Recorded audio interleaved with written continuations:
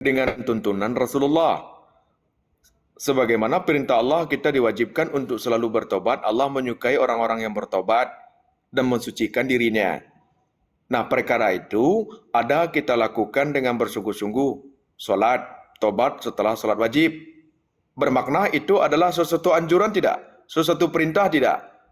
Diperintahkan Allah dan diperintahkan Rasul. Kan begitu? Iya, Guru. Perintah. Lalu kita menafikan penyakit-penyakit hati tadi itu. Bersucikan pemikiran kita, memurnikan niat kita. Itu diajarkan yang diperintahkan Allah tidak? Diperintahkan Rasul tidak itu? Diperintahkan, Guru. Nah, diperintahkan karena Allah menyukai orang-orang yang mensucikan dirinya. Pemikiran kita kan terkaitan kepada diri kita. Nah, kita sucikan bab-bab pemikiran dan hati-hati yang keterkaitan daripada keinginan-keinginan yang berlebih tadi itu. Allah menyukainya. Itu diperintahkan Allah dan itu pun data. Bermakna itu bukan perkara bid'ah. Perkara yang dianjurkan, yang disunahkan oleh Rasul.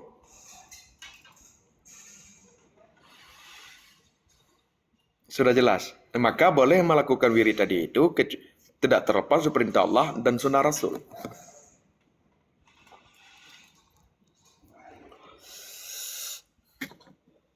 Maka dalam suatu riwayat diceritakan sebelum berzikir, Rasulullah berzikir duduk tadi itu, sholat tobat dahulu. Dan itu juga sebelum melaksanakan zikir yang disampaikan oleh Syekh Abdul Wahab Asarani, sholat tobat 2 rakaat. Karena keutamaannya banyak di situ. Kalau kita mengkaji kepada fadiyahnya. Tetapi kita akan mengkaji, mendalami bagaimana duduk kepada lillah ta'ala. Begitu. Apabila Allah membuka bagimu jalan menuju ridanya, hendaknya engkau bersyukur jika dia menempatkanmu pada jalan ujian. Bersabarlah. Ujian tadi itu banyak. Diuji dahulu keimanan kita. Tergoda kita tidak bisikan-bisikan nafsu kita. Tergoda kita tidak mengulangi sebagaimana bentuk daripada maksiat yang pernah kita lakukan. Diuji, dilintaskan. Dilintaskan tadi kan ditampakkan itu. Di pemikiran hati kita dan bermain di pelopak mata kita yang pernah kita jelaskan. Ketika pernah maksiat yang kita lakukan, diuji kembali keimanan kita. Kuat tidak? Tergoda tidak? Beda hal nanti kita sarahkan sebagaimana ditampakkan. Riwayat-riwayat yang kita lakukan. Nah, kita mengambil sebagaimana ujian tadi itu. Kalau kita kaitkan yang ditampakkan tadi maksiat tadi itu berbeda hal nanti jatuhnya. Sebagaimana ditampakkan agar kita segera bertobat. Kan begitu? Nah, perkara hal ujian tadi itu dilintaskan kepada kita dalam pemikiran dan bermain di pelopak mata kita, diuji kadar keimanan. Menerimakah kita dalam keterkaitan tadi itu sebagaimana kita melakukan maksiat, bermakna kita menerima, mengikutinya, bermakna rendah kita, terhina.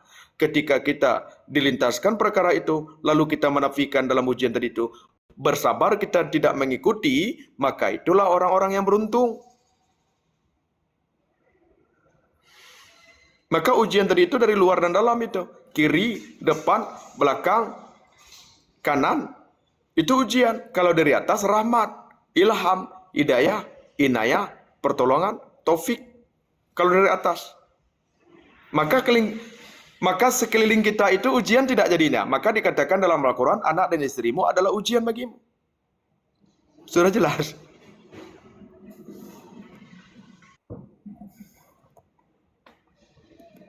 Perkataan tadi itu dari atas atau dari kiri dan kanan? Kita mendengarkan. Dari kiri dan kanan, Guru. Kalau dari kiri dan kanan, perkataan tersebut bermakna ujian tidak setiap perkataan tadi itu kepada kita. Ujian, Orang lain kepada kita.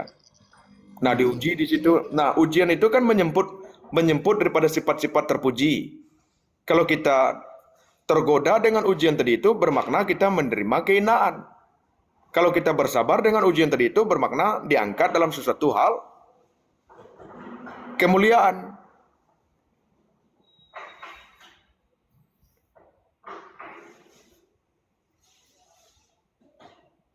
Nah,